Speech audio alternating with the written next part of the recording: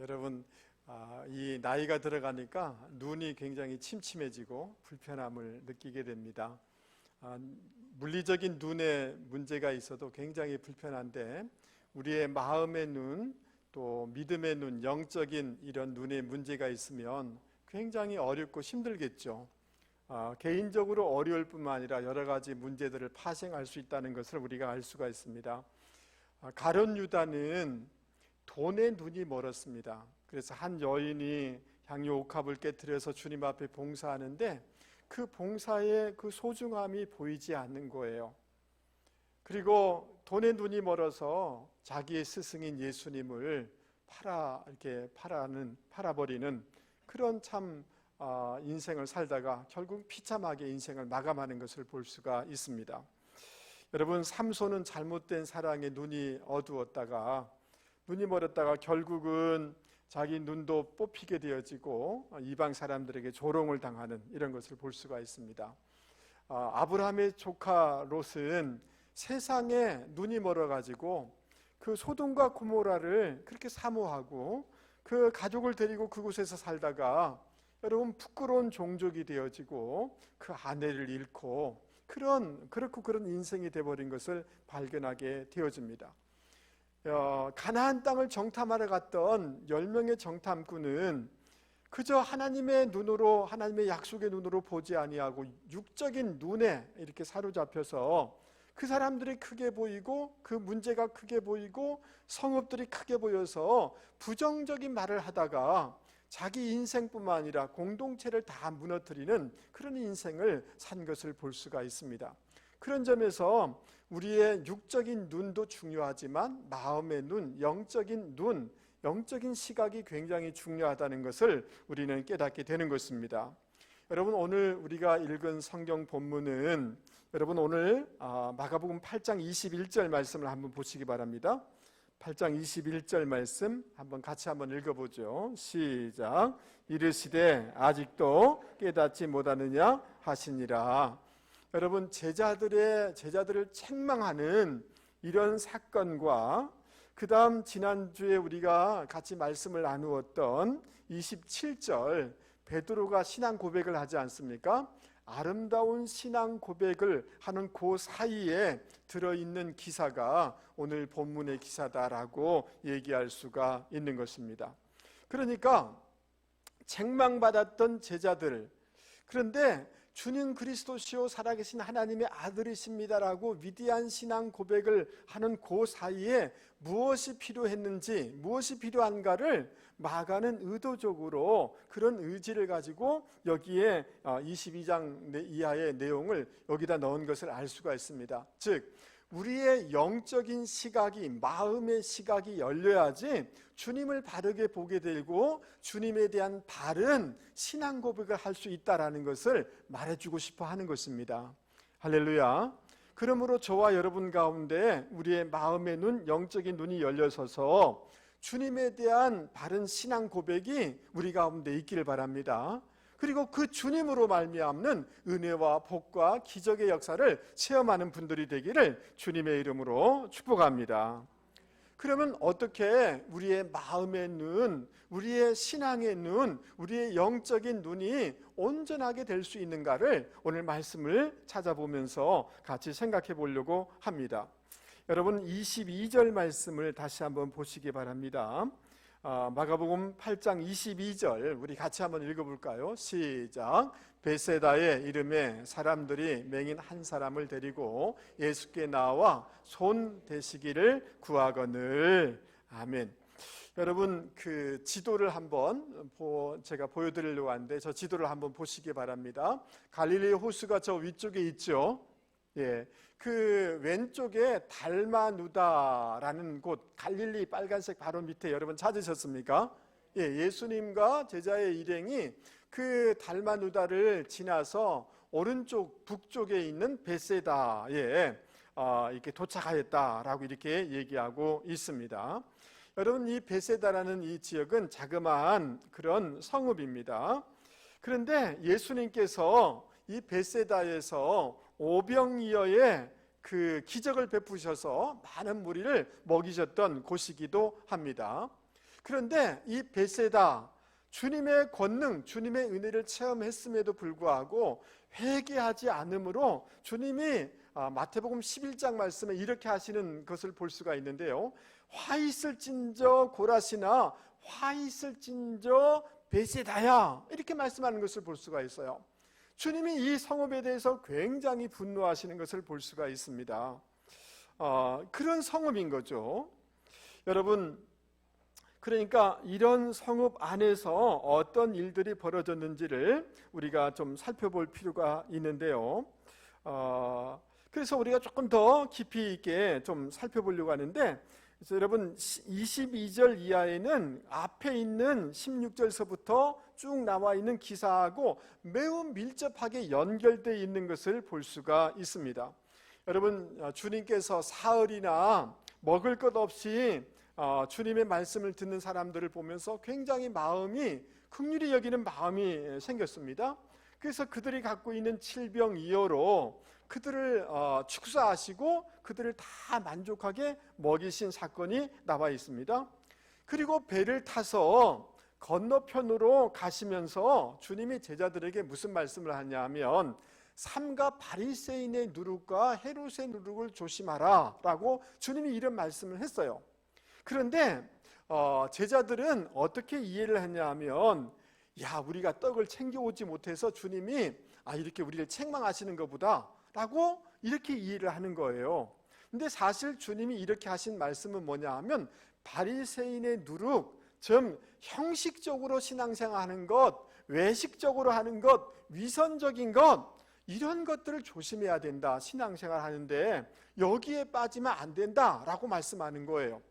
헤롯의 누룩이라는 것은 뭐냐 하면 어떻게 하든지 남을 지배하려고 하고 물질과 권력에 대해서 욕심을 부리는 이런 것들을 너희 조심해야 된다라고 말씀해 주고 있는 거예요. 근데 제자들은 이것을 이해하지 못하고 있는 거죠. 그러자 주님이 이러한 것들을 보면서 주님이 책망하시죠. 여러분 그 17절 말씀 한번 보시죠. 예수께서 아시고 이르시되 너희가 어찌 떡 없음으로 수군거리느냐? 아직도 알지 못하느냐? 그 다음 뭐예요? 깨닫지 못하느냐? 따라서 한번 해보겠습니다. 너희 마음이 둔하냐?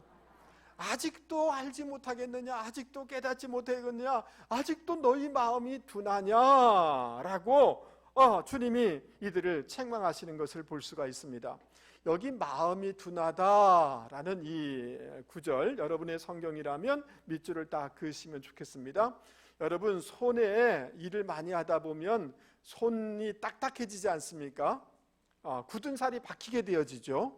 굳은 살이 박힌 상태를 표현할 때 둔하다라는 이 표현을 쓰는 것입니다. 어떤 것들이 굉장히 뼈처럼 단단해지고 석회화될 때 쓰는 단어, 딱딱해지다라고 하는 단어가 이 둔하다라는 이런 단어인 것입니다. 그러니까 이 제자들은 주님의 은혜를 경험했음에도 불구하고 어느 순간 어떤 문제에 빠지고 또 깨어있지 못하니까 마음이 둔해진 거예요. 그래서 깨닫지 못하고 알지 못하는 거예요. 그래서 여러분 우리의 마음 가운데에 주님의 은혜가 있었지만 오병이어 칠병이어의 기적과 같은 것들이 우리의 삶 가운데서 있었는 줄 믿습니다. 여러분들이 기도함으로 찬송함으로 은혜 받은 적이 있지 않습니까? 그러나 그 놀라운 기적을 경험했음에도 불구하고 자기의 내면과 신앙을 잘 관리하지 못하면 어느새 모르게 굳은 살이 박히는 것처럼 우리의 신앙도 딱딱해지고 그래서 깨닫지 못하는 일들이 벌어질 수 있다는 거예요. 다른 말로 얘기하면 늘 우리의 신앙적인 영적인 감각들을 잘 활성화시키고 일깨워야 된다. 그렇지 아니하면 우리도 깨닫지 못하고 마음이 둔하고 늘 생활의 염려로 이렇게 살아갈 수 있다라고 말할 수가 있는 것입니다. 할렐루야. 여러분 조지 바나라는 분이 그 소단의 개구리라는 이런 책을 이분이 썼는데요. 그리고 이분은 조지 바나라는 사람은 앞으로 10년 안에 미국 교회 안에 이런 일이 벌어질 것입니다 라고 얘기를 했는데 그 말한 대로 다 이루어진 거예요. 이분이 교회를 연구하는 분인데요. 그러니까 이분의 그 권위가, 어떤 지식적인 권위, 이런 학문적인 권위가 얼마나 대단한지 여러분 아시겠죠. 그러면서 이 소단에 있는 개구리의 내용의 핵심이 이런 겁니다. 다음 그림을 한번 보여주시기 바랍니다. 여러분, 저 소단의 개구리가 뜨거운 물에 딱 넣으면 어떻게 해요? 놀래서 도망가겠죠. 근데 그냥 물에다가, 큰 솥에다가 개구리를 넣으니까 그냥 개구리가 거기서 노는 거죠. 그래서 불을 천천히 띄게 되니까 개구리가 뜨뜻하다 이렇게 하다가 삶아서 죽게 된다는 거예요. 여러분, 그거는 오늘의 그리스도인들이, 오늘의 교회가 이럴 수가 있다는 거예요. 주변 환경이 굉장히 이렇고 저렇게 변화되고 있는데 영적인 감각을 가지지 못하면 어느 순간에 그냥 이렇게 죽을 수밖에 없는 것이 그리스도인이 될 수 있고 교회가 될 수가 있다라고 얘기하고 있는 거예요. 여러분, 반대의 얘기도 있습니다. 여러분, 그 2차 세계대전 때나 이럴 때는 이 독일의 잠수함들이 있지 않습니까? 잠수함을 그 작동시킬 때는 어떻게 하느냐면 그 안에 여러분 토끼를 데리고 잠수함을 이렇게 운영을 하는 거예요. 왜냐하면 지금처럼 아주 첨단의 기자재가 이렇게 만들어지지 않았기 때문에 산소의 농도가 어느 정도 되는지 잘 파악을 못하는 거예요. 그래서 깊은 바닷속에 들어가면 이 토끼는 굉장히 산소의 농도에 대해서 민감하기 때문에 반응을 하는 겁니다. 여러분 이해되시죠? 그래서 갑자기 토끼가 막 날뛰고 이상한 행동을 하면 바로 잠수함을 위로 올려서 공기를 공급해야지 사람들이 살 수가 있는 거예요. 여러분 이해되시죠? 개구리는 민감하지 못함으로 삶아 죽임을 당하지만 민감할 때 토끼는 살게 되는 거죠. 그런데 이것은 우리의 신앙에 대해서 적용할 필요가 있는 거예요. 여러분, 어느새 모르게 말씀을 들어도 감각이 없고 찬양을 불러도 감격이 없고, 그것은 벌써 우리의 마음에 영적인 굳은 살이 박혀 있다는 증거인 거예요. 그래서 우리는 우리 스스로 날마다 우리의 영적인 감각을 회복시키고 깨어나가는 이런 작업을 해야 되는 줄 여러분 믿을 수 있기를 바랍니다. 여러분, 지난 명절 연휴 기간이 굉장히 길었지 않습니까? 저도 저희 어머니 추도 예배도 있어서 수, 목, 금은 제가 교회를 이렇게 지키질 못했습니다. 비행기 표도 없고 그래서 그랬는데요. 여러분, 제가 3일 동안 이렇게 교회 새벽 예배를 못 오고 또 개인적으로 이렇게 있었지만 그 3일여간에 내 생각이 굉장히 육적인 생각도 하고 부정적인 생각도 하고 인간적인 생각을 하면서 살아가는 것을 제 스스로를 막 느껴지는 거예요. 3일 동안, 그것도 3일에 그 새벽 기도를 못하니까 내가 이렇게 엉뚱한 생각을 할 수도 있구나를 처절하게 느껴졌어요. 그러면서 날마다 하나님 앞에서 깨어서 기도하고 말씀을 읽고 하나님을 예배하고 그렇지 아니하면 목사라는 직분 상관없이 영적인 감각이 깨어있지 못하면 엉뚱한 일들, 엉뚱한 생각, 엉뚱한 짓을 하면서 누구든지 살아갈 수 있겠구나라는 것을 제가 깨달을 수가 있었어요. 여러분은 어떠신지 모르겠습니다. 여러분, 코로나19가 터지면서 정부에서도 예배 드리지 못하도록 이렇게 한 것도 있고요. 그래서 교회를 못 오기도 하고 집에서 또 애써서 이렇게 온라인으로 예배 드리기도 하다가 한 번 빠지고 두 번 빠지고 그러다가 여러분, 한국 교회 한 40% 정도가 신앙을 다 잃어버렸어요. 왜 그렇게 된 거예요? 한두 번 빠질 때는 저 개구리처럼 괜찮다라고 생각한 거예요. 그렇지 않습니까? 뭐 한두 번 예배 빠질 수 있지. 그러나 어느 순간 거기에서 머무는 게 아니라 영적인 감각들이 죽기 시작한 거예요. 그래도 예배 안 드려도 괜찮은 거예요. 그러다가 40% 정도가 주님을 떠난 거예요. 어떻게 될런지 걱정스러워요. 과연 구원을 받을 수 있는지 걱정스럽습니다. 여러분, 우리는 우리의 마음에 대해서 다시 한번 정확하게 점검할 수 있는 저와 여러분이 되실 수 있기를 바랍니다. 할렐루야. 날마다 말씀을 먹지 않고 말씀의 영향력 속에 있지 아니하면 예외 없이 내가 무슨 어떤 직분을 가졌다 할지라도 수십 년을 예수를 믿었다 할지라도 영적인 감각이 죽기 시작하는 겁니다. 그래서 인간적인 생각에 사로잡히게 되는 거죠. 여러분, 날마다 말씀 앞에 서는 분들이 되기를 바랍니다. 기도를 쉬지 않는 분들이 되실 수 있기 바랍니다. 사단에게는 공휴일이 있다 없다? 대답해 보세요. 얘기해 보세요. 내일 쉬는 날이 맞나요? 예? 내일은 쉬는 날이기 때문에 사단은 여러분을 공격하지 않을 것입니다. 이 말이 맞습니까? 틀립니까? 틀립니다. 공휴일이기 때문에, 연휴이기 때문에 사단이 우리를 시험 들지 않게 한다? 그런 확신 그렇게 하시면 안 되십니다. 그래서 주님께서 베드로 전서 5장에서 이렇게 말씀해 주고 있습니다. 우리 같이 한번 읽어보려고 합니다. 크게 같이 한번 읽겠습니다. 시작. 근신하라, 깨어라. 너희 대적 마귀가 우는 사자같이 두루다니며 삼킬 자를 찾나니 너희는 믿음을 굳게 하여 저를 대적하라. 이는 세상에 있는 너희 형제들도 동일한 고난을 당하는 줄을 알미니라. 여러분, 깨어 있을 수 있기 바랍니다. 사단이 나를 그냥 다 넘어갈 것이다. 천만의 말씀. 영적으로 깨어있지, 영적인 감각이 깨어있지 아니하면 누구든지 사단의 밥이 될 수 있다는 것을 여러분 기억하실 수 있기를 바랍니다. 할렐루야. 예. 여러분, 오늘 이 본문의 시각 장애인은 또 그를 돕는 사람들과 함께 예수님 앞에 나와서 안수기도 해주기를 요청하고 있죠. 여러분, 그때 왔을 때의 마음은 어떠한 마음일까요? 다른 사람이 아니라, 우리 담임 목사님이 아니라 예수님이 기도해 주니까 어떻게 해야 돼요? 단번에 치료함의 역사가 있어야지요. 그렇지 않습니까? 은혜의 역사가 있기를 바라면서 나오지 않았습니까? 근데 주님이 기도해 주셨어요. 어떤 행동을 하고 주님이 기도해 줬는데 약간 희미하게 뭐가 보이는 듯한 거예요. 그러면 실망할 수 있지 않겠습니까? 아니, 전능하신 주님, 별 소문 다 돌던데 죽은 자도 살렸다고 하는데 이게 뭔가?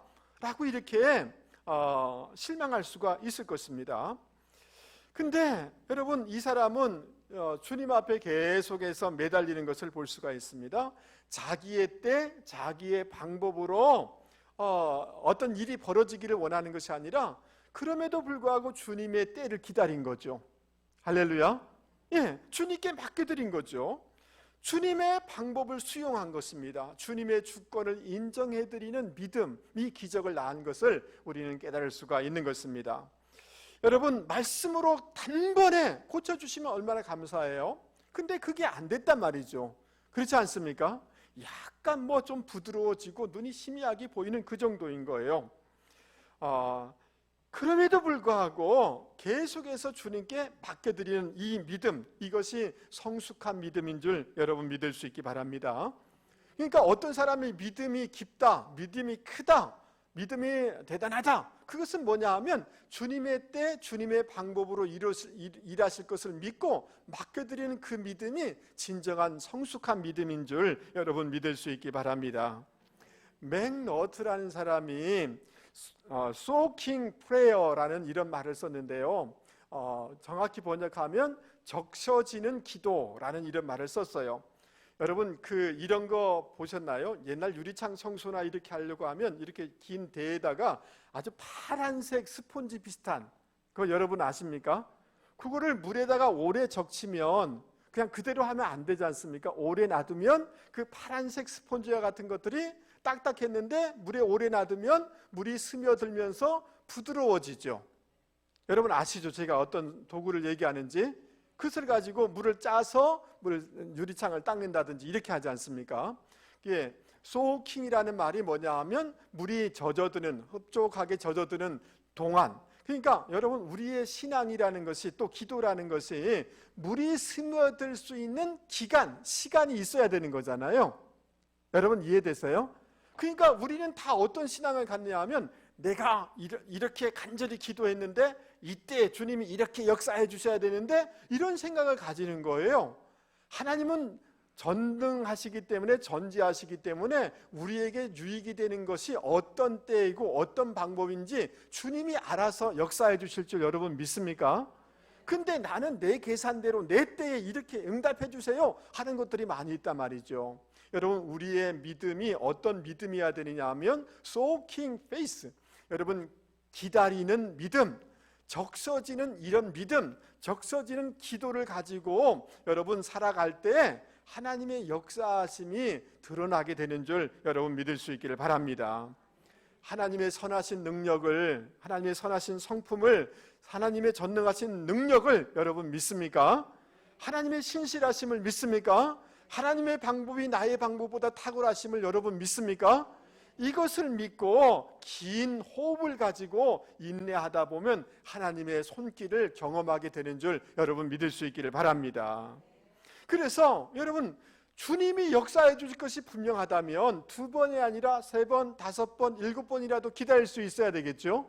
이런 인내가 저와 여러분 가운데 있기를 바랍니다. 그래서 야고보서 1장 4절에는 따라서 한번 해보겠습니다. 인내를 온전히 이루라. 여러분, 인내를 온전히 이루어 나갈 수 있는 믿음의 사람들이 되기를 바랍니다. 아브라함이 시간이 지났는데 자녀가 안 생기는 거예요. 마음이 조급해가지고 자기 부인의 권유도 있지만 애굽종 하갈 들여가지고 자식을 낳았어요. 그게 이스마엘이잖아요. 뭐 중동의 분쟁이 다 이것이 전체다라고 얘기할 수 없지만 중동 분쟁의 대부분의 핵심의 이유는 뭐냐 하면 아브라함의 조급함 때문에 지금도 여러분 어제 막 5,000발의 폭탄이 떨어지고 이런 이스라엘의 전쟁이 일어난 거 여러분 아시죠? 이런 근본적인 원인은 어디서부터 연원되느냐 하면 조급함에서 연원된 거예요. 그런 점에서 여러분, 조급하면 진리가, 은혜와 기적이 보이지 않고 체험될 수가 없는 줄 믿습니다.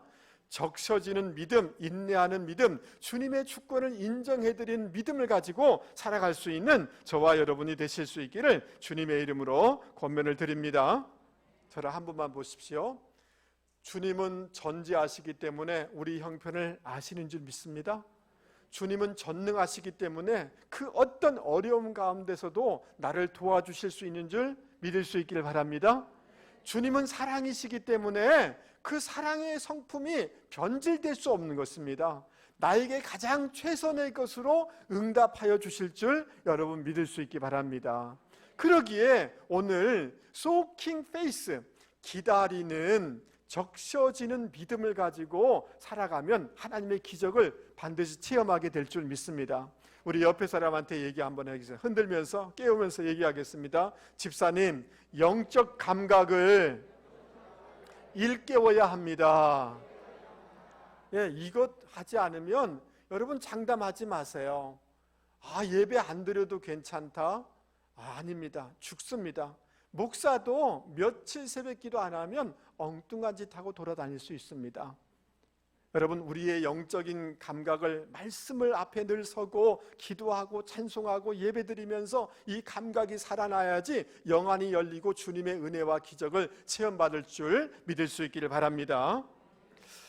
여러분, 23절 말씀을 우리 같이 한번 읽어보도록 하겠습니다. 23절 같이 한번 읽어보죠. 시작. 예수께서 맹인의 손을 붙잡으시고 마을 밖으로 데리고 나가서 눈에 침을 뱉으시며 그에게 안수하시고 무엇이 보이느냐 물으시니. 아멘. 여기서 우리가 두 가지 질문을 하게 됩니다. 예수님은 왜 이 사람을 마을 밖으로 데리고 가서 치료하시는가?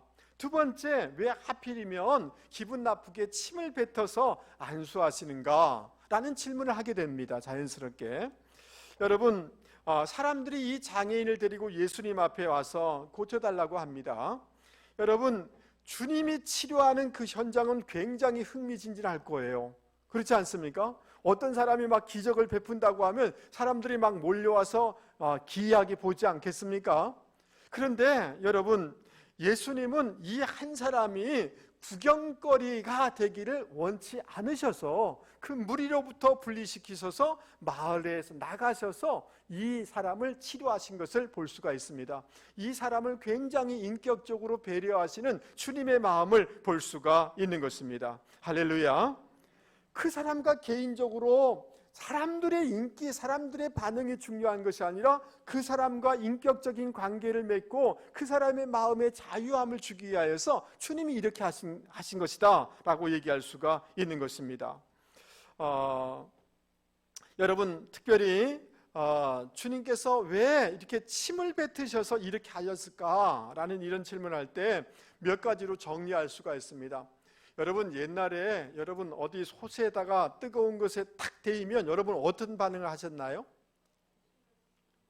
입속에다 넣었잖아요. 여러분, 옛날에 침 바르고 이렇게 어릴 적에 그런 적 있지 않습니까? 요 사회에서는, 예수님이 이 당대에도 사람들은 침에 치유의 기능이 있을 거라고 생각해서 침으로 이렇게 치유하는 이런 일들이 많이 있었거든요. 그러니까 이것이 옳다라고 인정한 것이 아니라 예수님은 이 사람을 치유하는데 그 당시에 통용했던 인식을 가지고 그대로 적용하여서 이 사람을 치유하려고 하셨던 거예요. 그 방법이 옳다는 말이 아니에요. 여러분, 이해되시죠? 놀라지 않도록 그 당시에 사람이 인식했던 그 방법을 가지고 그 사람을 지금 치유하려고 하는 것을 알 수가 있습니다.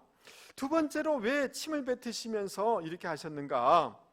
여러분, 이 유대인들은 자기의 감정을 신체적인 부분들을 가지고 표현해요. 지난번에 우리가 살펴봤던 것처럼 이 무리가 며칠 굶주린 걸 보면서 주님이 민망히 여기셨잖아요. 그 감정을 뭘로 표현하면, 민망히 여기다는 것은 장을 뜻하는 게 장기를, 여러분 이해되세요? 그러니까 주님이 침을 뱉었다는 것은 지금 주님의 감정을 표현하는 거예요. 오랫동안 눈을 보지 못하여서 살아간 이 사람을 바라보니 주님의 마음이 너무 가슴이 아픈 거예요. 그 마음을, 지금 당신의 감정을 지금 표현하고 있는 것입니다. 그러면서 여러분, 여기서 우리가 조금 더 생각할 필요가 있는데, 요한복음 9장에 보면 나면서 소경된 사람에게 주님이 어떤 행위를 하시느냐 하면, 땅에 침을 뱉어서 진흙을 이겨서 그 눈에 바르는 행위를 하는 행위를 여러분 아시지 않습니까? 여기도 같은 맥락이다라고 여러분이 이해를 하시면 좋을 것 같습니다. 즉, 여러분, 이 말은 어디서부터 이 어떤 말씀을 연상시키느냐 하면, 창세기에 보면 하나님께서 흙으로 사람을 빚으셔서 거기에 생기를 불어넣으심으로 그 사람이 리빙 빙, 생명이 됐잖아요. 인간이 됐잖아요. 살아 움직이는 인간이 됐지 않습니까? 지금 주님이 침을 뱉어서 흙을 짓이겨서 눈을 바르고 있는 이 장면은 뭐냐 하면, 그 사람을 재창조하려고 하는 주님의 의지를 지금 표현해주고 있다는 거죠. 할렐루야. 예, 주님은 우리 인생을 재창조해 주시기를 원하시는 줄 여러분 믿을 수 있기 바랍니다. 오랫동안 보지 못하였고 그 눈은 바싹 말라 건조하였고, 그래서 침을 뱉으심으로 그 눈이 부드러워지도록 이렇게 하고 있는 것은 주님이 생수를 불어넣는 거예요. 즉 다른 말로 얘기하면, 에스겔서 37장 말씀에 보면 마른 뼈다귀밖에 없는 곳에 생기가 불어옴으로 주의 군대로 일어나는 역사가 있었지 않습니까? 에스겔 47장 말씀에 보면 성전에서 성전 물이 흘러나오므로 물이 닿는 곳마다 살아나는 역사가 있었지 않습니까? 즉 주님이 지금 침을 뱉으시고 진흙을 이겨서 이 사람을 만지시고 이런 행위들은 뭘 뜻하는 거냐 하면, 주님이 그 사람을, 그 영혼을 새롭게 재창조하기를 원하시는데 생기를 불어넣으시고 성령을 주셔서 그 영혼을 살아나게 하기를 원하시는 주님의 그 마음과 역사를 이런 행위를 통해서 표현하고 있다는 거예요. 여러분 믿을 수 있기를 바랍니다. 할렐루야. 여러분, 그러니까 한마디로 얘기하면 주님은 이 사람과 인격적인 관계를 맺기를 원하시는 줄 여러분 믿습니까? 주님은 당신이 사실은 그 상처된 눈이라는 것은 남에게 보이기 싫은 거잖아요. 나의 허물이잖아요. 그래서 그 부분을 주님이 성령으로, 생수로 터치하시고 고쳐주시기를 원하시는 것이 이런 행위로 나타났다라고 여러분 믿을 수 있기를 바랍니다. 여러분, 어떤 어느 지역에 오랫동안 직장을 갖지 못한 백수가 있었어요. 그래서 막 힘들었는데요, 어떻게 하다가 알바 자리를 구하게 됐어요. 알바 자리는 뭐냐 하면, 동물원에 가장 인기 있는 그 동물이 뭐냐면 원숭이인 거예요. 원숭이가 좀 사람하고 교감 능력이 있잖아요. 반응도 하고 뭐 바나나 던져주면 막 고맙다고 인사도 하고 그러니까. 근데 원숭이가 모자란 거예요. 그래서 원숭이 털을 입고 알바 자리가 나온 거예요. 그 역할을 해줄 수 있냐. 그러니까 여러분 오랫동안 직장을 못 가졌는데 얼마나 귀한 직장이에요. 그래서 너무 원숭이 흉내를 잘 내는 거예요. 그러니까 그 우리 안에 다른 원숭이하고 너무 화목하게 잘 지내는 거예요. 여러분 이해됐습니까? 그런데 이 원숭이 흉내를 이 사람들이 반응을 잘 해주니까 사람들이 너무 다른 원숭이보다도 이 가짜 원숭이, 탈슨 원숭이를 너무 좋아하는 거예요. 그러니까 굉장히 기분이 업된 거예요. 그래서 백덤블링 아십니까? 거꾸로 막 몇 바퀴 돌고 착 이러니까 사람들이, 아이들이 환호하고 막 그러는 거예요. 그래서 그 정도 하면 되는데 한 번은 확 뛰었는데 잘못해가지고 옆에 사자우리에 떨어진 거예요. 저렇게 됐습니다. 이제 죽었다 생각해서 슬금슬금 도망가려고 하는데 이제 수컷 사자가 이제 엉금엉금 이렇게 걸어오더니만 자기 냄새를 이렇게 맡으려고 하니까 이제 죽었다 생각해서 딱 죽은 척 딱 드러누워 있는 거죠. 그래서 냄새를 쿵쿵 맡더니만 귀에다 대고 이렇게 얘기하는 거예요. 원숭이 알바는 얼만데? 지도 뭐라는 거예요? 알바라는 거죠. 사자 털을 입고. 제가 뭘 말씀드리려고 하냐면 우리는 다 탈이 있어요. 가면이 너무 많은 거예요. 우리 안에 상처가 있고 숨기고 싶은 것들이 너무 많은 거예요. 주님은 왜 하필이면 그냥 말씀하면 되잖아요. 근데 뭐 침을 뱉어서 만지고 막 그런 거잖아요. 주님은 성령을 통하여서, 주님의 터치를 통하여서 우리 안에 숨겨진 그 부분이 치료되고 재창조되기를 원하시는 것을 볼 수가 있는 것입니다. 여러분 사도 바울은 이렇게 고백했습니다. 나에게 이르시기를 내 은혜가 내게 족하도다. 이런 내 능력이 약한 데서 온전하여짐이라 하신지라. 그러므로 도리어 크게 기뻐함으로, 따라서 해보겠습니다. 나의 여러 약한 것들에 대하여 자랑하리니. 사도 바울은 자기 약한 것을 자랑한다라고 얘기하고 있어요. 여러분 우리는 너무 가면이 너무너무 많은 거예요. 목사라는 가면, 여러분 우리 안에 숨기고 싶은 것이 많아요. 우리 자녀의 문제들 숨기고 싶은 거예요. 내가 이혼한 것, 이런 거 숨기고 싶은 거예요. 내가 실직한 거 숨기고 싶은 거예요. 어떤 뭐에 떨어진 거 숨기고 싶은 거예요. 나의 외모에 대해서, 나의 지식에 대해서, 나의 배경에 대해서, 나의 컴플렉스들에 대해서 숨기고 싶은 것들이 너무 많은 거예요. 그러나 주님은 그 부분을 주님 앞에 정직하게 갖고 나와서 주님의 터치함을 받기를 원하고 있다는 거죠. 여러분 주님을 우리 마음 가운데 초대할 수 있는 저와 여러분이 되기 바랍니다. 주의 성령님을 나의 연약한 그곳에 초대하실 수 있기 바랍니다. 주님 내가 너무 억울해요. 주님 내가 너무 자신감이 없어요.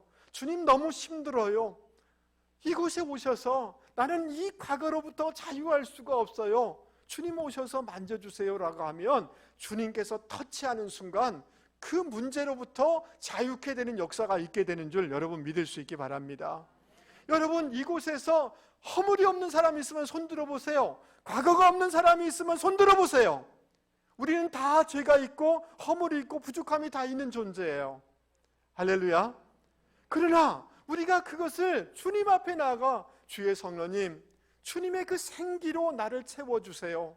주님 터치하여 주세요 라고 하는 순간 여러분 우리가 가정에 이혼도 할 수 있고요. 그래서 안 되지만 그런 아픔이 있을 수도 있고요. 실직할 수도 있고요. 여러분 우리 자녀들이 남에게 내세울 것 없는 그럴 수도 있는 거예요.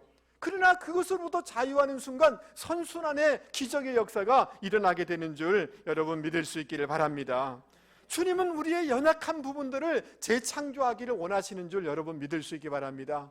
그곳에 성령님을 초대하시면 주님의 임재가 있고 주님의 기적의 역사가 일어나게 되는 줄 여러분 믿을 수 있기를 바랍니다. 할렐루야. 여러분 25절 말씀을 우리 같이 한번 읽어보겠습니다. 25절 크게 같이 한번 읽어보죠. 시작. 이에 그 눈에 다시 안수하심에 그가 주목하여 보더니 나아서 모든 것을 밝히 보는지라. 여러분 주님이 처음 안수 기도해줘 흥 이기고 안수했어요. 그러니까 희미하게 조금의 은혜가 있었어요. 그죠? 온전하진 않았어요. 두 번째로 안수하게 되어지자 바로 본 게 아니에요. 그 사람의 반응이 나와 있어요. 주목하여 본 거예요. 주님이 두 번째 안수하였을 때 어떻게 했다고요? 주목하여 보았다. 이 꿰뚫어 보았다. 열중하여서 본 거예요. 주님이 두 번째 안수하니까 진짜 보이는가? 열심을 내서 보았다는 거예요. 할렐루야. 여러분 이런 믿음의 반응이 저와 여러분 가운데 있기를 주님의 이름으로 축복합니다. 할렐루야. 예. 그러니까 이 말은 무슨 말이냐 하면 한번 딱 기도했는데 안 나으니까 이제 목사님이 하면 그럴 수 있지만 주님이 하시면 당장 나으셔야죠. 실망이잖아요. 실망. 그렇지 않습니까? 예, 우리가 열심을 다해서 기도했는데 해결이 안 됐어요. 실망이잖아요. 그때 여러분 이 사람은 어떻게 한 거예요? 여기서 포기하지 아니하고 다시 한번 믿음으로 반응한 거예요. 문턱을 넘은 거예요. 뭘 했다고요? 문턱을 넘은 거예요. 그래서 다시 한번 주님을 뚫어지게 바라보고 있는 것을 알 수가 있는 것입니다. 할렐루야. 여러분 마가복음에 보면 바디메오가 소용이잖아요. 예수님이 그 지역을 지난다는 것을 알고 다윗의 자손이여 나를 불쌍히 여기소서 하니까 사람들이 막 시끄럽다고, 너만 있냐고, 조용하라고. 그러면 기죽을 수 있잖아요. 근데 바디메오가 다 크게 질러서 다윗의 자손 예수여 나를 불쌍히 여기소서. 그 문턱을 넘은 거예요. 사람들의 말의 문턱을 넘은 거예요. 할렐루야. 여러분 삭개오가 마음의 죄책감이 너무 많은 거예요. 마음의 갈등이 너무 심한 거예요. 그래서 예수님이 지나간다고 하니까 그 예수님 한번 봤으면 좋겠다는 생각으로 달려가서 본 거예요. 근데 사람이 너무 구름대처럼 많아서 만날 수도 볼 수도 없는 거예요.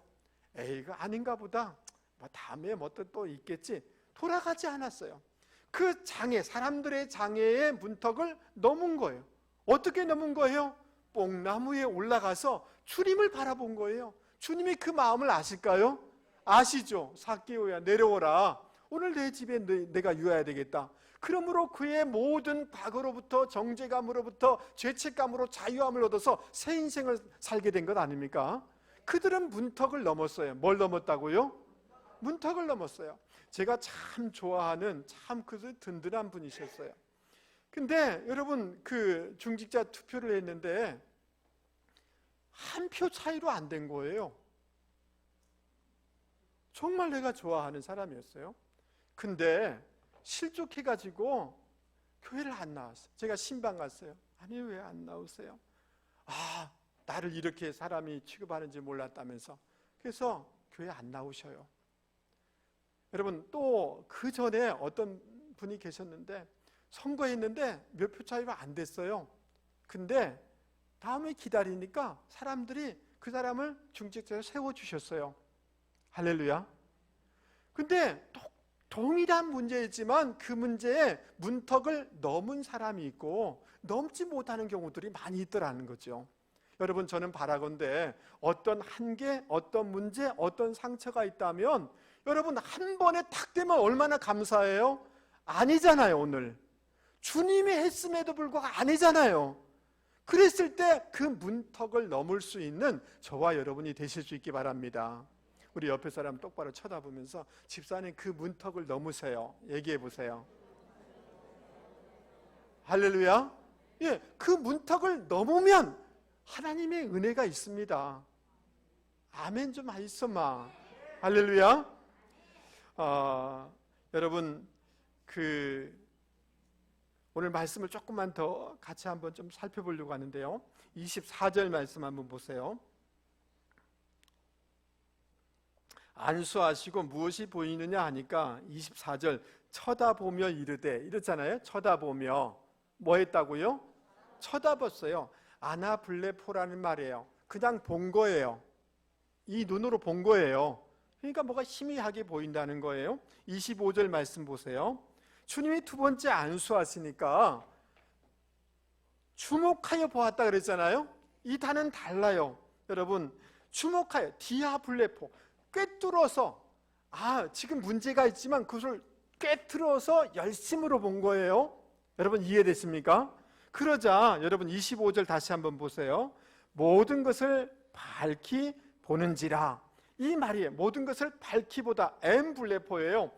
안으로 깊이 들어가고 깊이 생각하자는 말이에요. 저를 한 번만 보세요. 여러분 자녀한테 야, 너 왜 늦게 와? 이렇게 아버지가 얘기했어요. 그러면 블레포하는 거예요. 아나 블레포하는 거예요.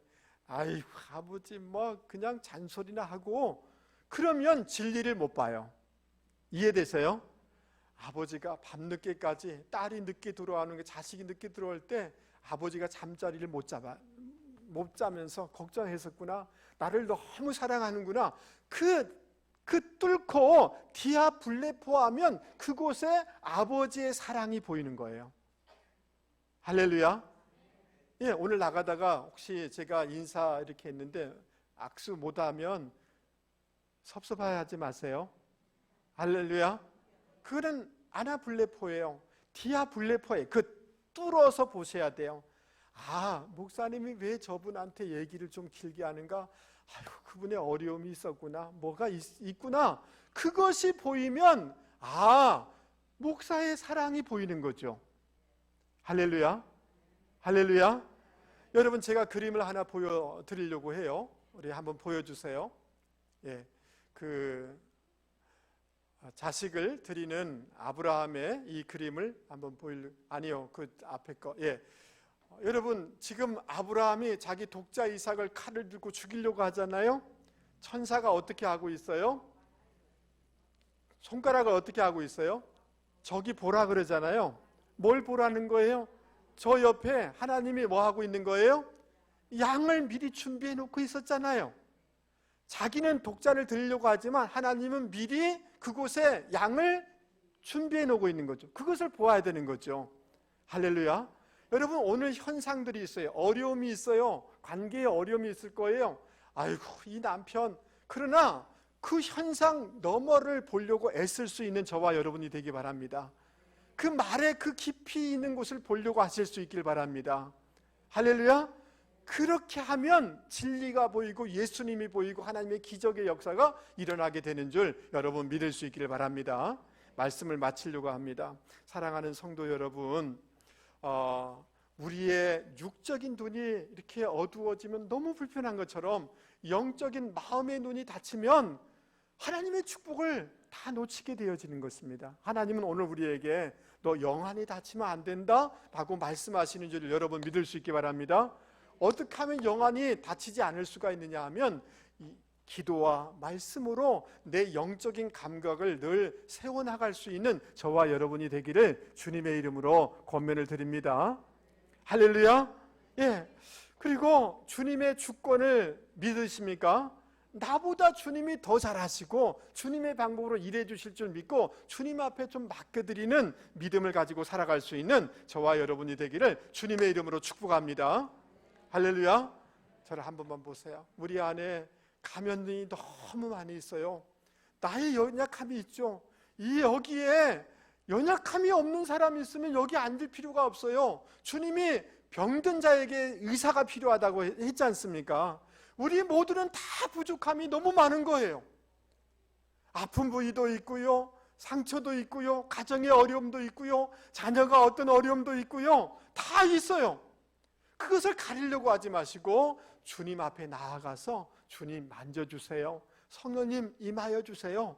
그래서 성령님이 한번 터치하는 순간 사람 이제 거기서부터 완전히 자유케 되는 역사가 있게 되는 줄 믿습니다. 그런 성령님을 초대할 수 있는 저와 여러분이 되실 수 있기를 주님의 이름으로 권면을 드립니다. 할렐루야. 여러분 문턱을 넘으세요. 아멘 하시죠? 오늘 설교 다 잊어버려도 돼요. 지금 여러분 실망하고 낙심하고 상처받는 그 문턱이 있어요. 그 문턱을 넘으면 기적이 있습니다. 아멘. 더 깊이 보려고 하실 수 있기 바랍니다. 깊이 보면 진심이 보이고 하나님의 기적의 역사를 체험하게 될 줄 여러분 믿을 수 있기를 바랍니다. 나의 삶을, 나의 상처를, 나의 모든 것을 주님께 맡겨드리기를 원합니다 라는 마음으로 찬송가 549장